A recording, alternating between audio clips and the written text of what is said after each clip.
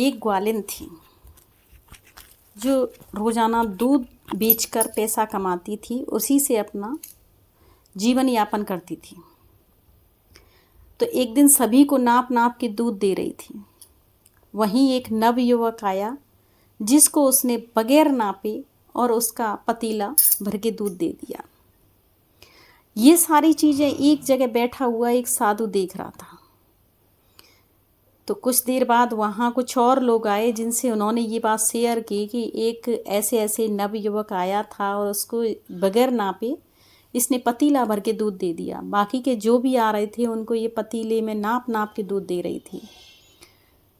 तो उन्होंने बताया कि जिस युवक को इसने बगैर नापे दूध दिया है उससे ये बेहद प्रेम करती है, उसके साथ ये शादी करना चाहती है।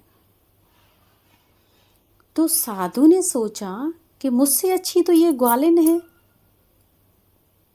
जिससे प्रेम करती है, उसे बगैर नापे बगैर तौले दूध दे दिया और मैं पूरे दिन बैठ के माला जपता रहता हूँ। यानी भगवान से प्रेम तो करता हूँ लेकिन नाप नाप के, गिन गिन के। उसको बहुत सारी चीज़ें समझ में आई उस ग्वालिन को देख के। कभी भी हम किसी भी रिश्ते में प्रेम करें तो वहाँ नाप तौल नहीं होनी चाहिए, वहाँ गिनती नहीं होनी चाहिए। चाहे वो प्रेम पति पत्नी का हो, बहन भाई का हो, माँ बाप का हो, पड़ोसी का हो, या बहन बहन का हो, या किसी भी रिश्ते में कोई नाप तौल नहीं होनी चाहिए, कोई गिनती नहीं होनी चाहिए, कोई रुपया पैसा नहीं होना चाहिए कि हमने इस रिश्ते में इतना पैसा दे दिया और उसने हमें वापस नहीं दिया तो हमने रिश्ता ख़त्म कर लिया। वो तुम्हारा स्वार्थ का रिश्ता है, वहाँ तुम्हारा प्रेम नहीं है। प्रेम शब्द जहाँ जुड़ता है वहाँ गिनती होती नहीं है, वहाँ स्वार्थ होता ही नहीं है। किसी को उधार देने से पहले सोच लो कि हम इसके साथ रिश्ता निभा पाएंगे या नहीं निभा पाएंगे। अगर नाप तोल करके निभाएंगे तो वो रिश्ता कभी नहीं चलेगा। मन में सोच लो कि ये हमारा अपना है, अगर इसके पास हो जाएगा तो वापस दे देगा, नहीं होगा तो नहीं देगा। वो रिश्ते में कभी भी कड़वाहट आ ही नहीं सकती। तो भगवान के साथ भी हमें नाप तोल करने की ज़रूरत नहीं है।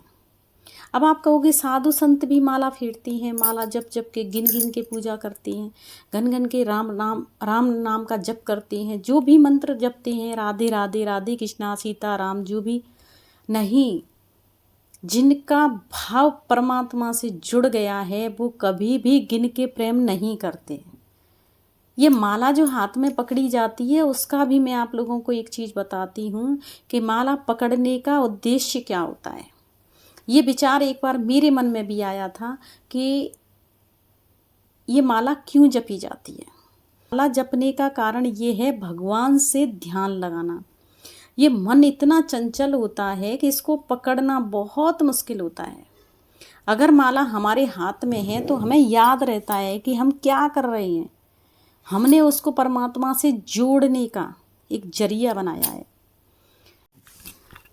किसी भी रिश्ते में निस्वार्थ प्रेम करो, कभी कोई स्वार्थ नहीं होना चाहिए, तो वो प्यार लंबे समय तक चलता है।